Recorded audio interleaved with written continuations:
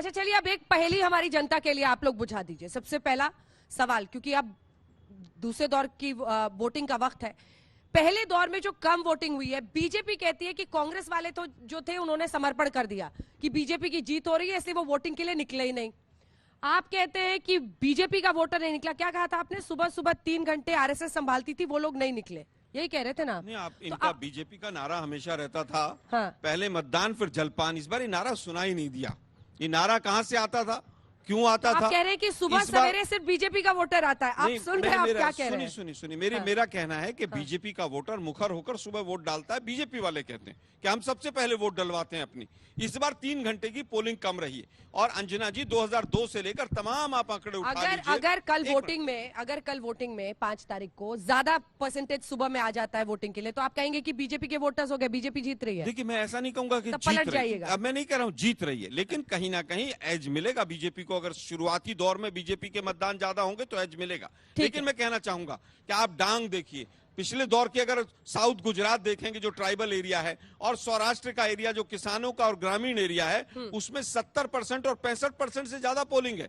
वो हमेशा से कांग्रेस के स्ट्रांग होल्ड रहे हैं। इस बार फर्स्ट फेज में कांग्रेस ने क्लीन स्वीप किया है इन एरियाज में, और कल दोबारा गुजरात की जनता हमें आशीर्वाद देने जा रही है। ठीक है, अगली वोटिंग के पहले श्रद्धा जी, अब आपसे सवाल, उसके बाद मैं आपके पास आ रही हूँ। ये कयासों के बाजार में जो ये सवाल है कि ट्रैक रिकॉर्ड ये कहता है कि जब वोट परसेंटेज घटे तो फिर बीजेपी की सीटें यहां पर कम होती है। क्या ऐसा ही हो रहा है? बिल्कुल ऐसा नहीं होगा। फर्स्ट फेज की बात कर रही, फर्स्ट फेज की बात हो या जो सेकंड फेज का जो मतदान होने जा रहा है, ये 6.25 करोड़ गुजरातियों का गुजरात है। और जो सरकार जो है, जनता जनार्दन के आशीर्वाद से, गुजरातियों के आशीर्वाद से भारतीय जनता पार्टी की बनेगी। और ताज्जुब मुझे भाई साहब की बात सुन के ये लग रहा है कि इस देश को अपनी सबसे पुरानी पार्टी कहने वाली पार्टी इस बात पे खुश हो रही है कि वोटिंग कम हुआ है। अरे ये बात लोकतंत्र में, आपको ये बात की खुशी हो रही है? आपको अपील करनी चाहिए। जो नहीं है, केवल कम है, उसका एनालिसिस कर रहे हैं। दुख हो रहा है मेरे जैसे यंगस्टर को, और आज जो सामने बैठे यंगस्टर है, हमें ये दुख हो रहा है कि आप इस बात को, मतलब आपको खुशी मिल रही है कि देखो वोटिंग कम हुई है, पहले 3 आवर्स में ये हुआ था। आपको तो उल्टा अपील करनी चाहिए कि अभी सेकंड फेज का इलेक्शन का जो मतदान होने वाला है, उसके अंदर सबसे पहले, क्योंकि ये लोकतंत्र का महापर्व है, आपको अपनी सरकार चुननी है, तो पहले जाके ईवीएम में आप अपना वोट कास्ट करें और फिर घर आके अपना जलपान करें। ये अपील इस मंच से करने के लिए आज तक ने आपको दिया। मैंने आज तक के शो पर पहला सेंटेंस ही ये बोला था कि कल जो चुनाव होने वाला है, सब ज्यादा से ज्यादा लोग मतदान करें। कांग्रेस हमेशा चाहती है कि वंचितों, शोषितों और दलितों की राजनीति वो करती रहे। एक समुदाय को अपने वोट बैंक की तरह यूज करने वाली कांग्रेस से यही अपेक्षा हो सकती है। चलिए, अब सुनिए वारिस पठान साहब, आपसे मेरा बहुत स्पेसिफिक सवाल है। देखिए, आप सरकार बनाने के लिए तो चुनाव लड़ नहीं रहे हैं, क्यों? अगर लड़ते चुनाव सरकार बनाने के लिए तो 182 सीट्स पर लड़ते। आप लड़ रहे हैं 13 पर। बिल्कुल। क्यों लड़ रहे हैं? ताकि यहाँ पर आइएगा, 2-4 भाषण होंगे ओवैसी जी के, और उससे वोटों का ध्रुवीकरण होगा।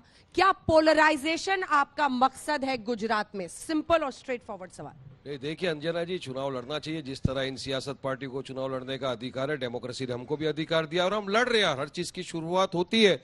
और पोलराइज कौन कर रहा है, ये तो आप हम सब देख रहे हैं। चुनाव के वक्त ने शुरू कर दिया ना, यूसीसी कब लेकर आए चुनाव के पहले। अब बड़ा हिंदुत्व कौन, उसकी भी होड़ आप देख रहे हो। मोदी जी अपने आप को साबित कर रहे हैं, तो राहुल गांधी बोलते हैं मैं जनदारू हूं। तो अभी दिल्ली का सीएम आया हुआ है, जिसका नाम हमने दिया है छोटा रिचार्ज।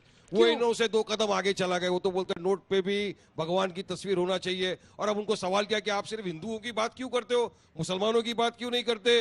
तो वो तो एक स्टेप आगे जाके बोल रहा है तो मैं हिंदू हूं तो हिंदुत्व की ही बात करूंगा। अरे तो भाई, आप सब उसी की बात करेंगे तो फिर सेकुलरिज्म प्लुरलिज्म का होगा क्या? फिर अखिलेश समाज कहा जाएगा, मुसलमान कहा जाएगा? और हम चुनाव लड़ने क्यों आए, अभी आपको बताता हूं। हम भी चाहते हैं पॉलिटिकल एम्पावरमेंट हो अंजना जी, हमारे को अधिकार मिले, हमको भी हक मिले, हमको भी हिस्सा मिले गुजरात की विधानसभा में। अखिलियतों को, मुसलमानों को भी कौन बात करेगा मुसलमानों की तरफ से? चलिए बताइए। ये सिर्फ हिंदुत्व की बात करेंगे, जबकि मोदी जी तो 140 करोड़ देशवासियों के प्रधानमंत्री है, मेरे भी प्रधानमंत्री है, आपकी भी प्रधानमंत्री है, मगर वो बात करते हैं सिर्फ मेजोरिटी अपीसमेंट। जब आप सिर्फ मुस्लिमों की बात करते हैं, तब लोकतंत्र संविधान कहाँ जाता है? देखिए, हमने तो हमारे नॉन मुस्लिम भाई बहनों को भी टिकट दिया है। संविधान नहीं, सवाल देखिए अंजना जी, हमने तो हमारे हिंदू भाई बहनों को भी टिकट दिया है, मगर ये भाजपा सरकार सबका साथ, सबका विकास, सबका विश्वास की बात करती है। मैं पूछता हूं, चलो बताइए, कितने मुसलमानों को आपने इस चुनाव में टिकट दिया है?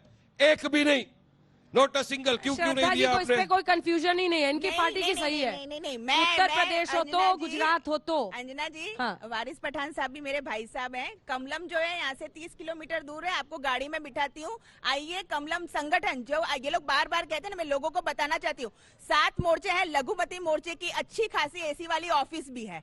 ठीक है, तो वारिस जी आइए, पहले अरे टिकट संगठन क्यों को नहीं दिया? देख मेरा लें। मैडम, सवाल सवाल है, कुछ कहीं और है, ऑफिस आप से ऑफिस करोगे? बता रही हैं। टिकट कब दोगे मुसलमानों को? अरे, आप आप करोगे? सुनिए। सवाल क्या है, अरे देखिए, एक बार सवाल दोहराइए। टिकट हाँ, टिकट हमेशा कोई भी पार्टी जो हो वो इसलिए देती है जिसके विनेबिलिटी क्राइटेरिया होता है। तो उस मुसलमानों हिसाब से को- टिकट। अरे भाई साहब ये सुनिए देखिए ना, अंजना भाई जी। साहब सुनिए ना, आपको चाहिए टिकट हाँ, वारिस जी देश का? की आजादी की बीजेपी जंग से में आपको जान चाहिए, गंवाने वारिस के पठान साहब बाद, आपको टिकट शहीद होने चाहिए? के बाद आप आज ये बीजेपी से सुनना पड़ रहा है कि लड़ेंगे? हमारा क्राइटेरिया भी नहीं है। वारिस पठान क्या साहब है ये? आपको क्या है? बीजेपी से एक सेकंड, लड़ना है, जवाब। आपको टिकट चाहिए? आप पार्लियामेंट्री बोर्ड को आप प्लीज अपना अभी आपको बायोडाटा टिकट दे रही हैं। वारिस पठान साहब शाहनवाज को प्लीज दे आई दो, रिक्वेस्ट मुख्तार यू कि अब्बास आप नकवी को अपना दे दो भाई, बायोडाटा जो हमारी तुम्हारे राष्ट्रीय साथ रहते पार्लियामेंट्री इतने बोर्ड सालों को से उसको भेजें। दे दो। आपको अरे जिस मुझे मत दो भाई, मैं तो अपना constituency MIM से लड़के चाहिए, जीत गया हूँ, प्लीज मुझे हमारी क्या राष्ट्रीय जरूरत है पार्लियामेंट्री टिकट बोर्ड की? को आपका मगर बायोडाटा गुजरात के भेजें, अंदर वो आवाम को दे दो देखेंगे, टिकट क्या भाई। विनेबिलिटी एक- क्राइटेरिया सिस्टर- में है तो दे देंगे। एक गुजरात सेकंड, की आवाम को एक टिकट सेकंड, दे दो, एक सेकंड। एम्पावरमेंट होने दो जल्दी यहाँ से, पे जल्दी से, मुसलमानों एक का। लाइन का जवाब, आप दो लाइन का कांग्रेस जवाब। से भी मानसिकता क्यों रखते हो? आम कांग्रेस आदमी भी नहीं पार्टी- देती, आप भी नहीं देते, एक पॉलिटिकल मिनट भाई, अपॉइंटमेंट एक कैसा मिनट। होगा? दो लाइन का एक जवाब। मिनट भाई, दो आम लाइन। आदमी पार्टी और MIM का खेल खत्म हो चुका है। दूसरे फेज में क्या, पहले फेज में दोनों इस का बात में बोर्ड तो आप बिस्तर दोनों बंद हो मिले चुका जुले हुए हैं जी। है। नहीं ऐसा नहीं है जी। वो कहते हैं कि तीसरी बिल्कुल कोई नहीं है पार्टी जी नहीं है, ऐसा। आप भी कहते हैं ये दोनों तीसरी ही कोई सब पार्टी मिले हुए नहीं है। तो ये सब मिले हुए तो आम आदमी पार्टी, MIM और BJP हैं जी, सब मिले हुए हैं जी ये।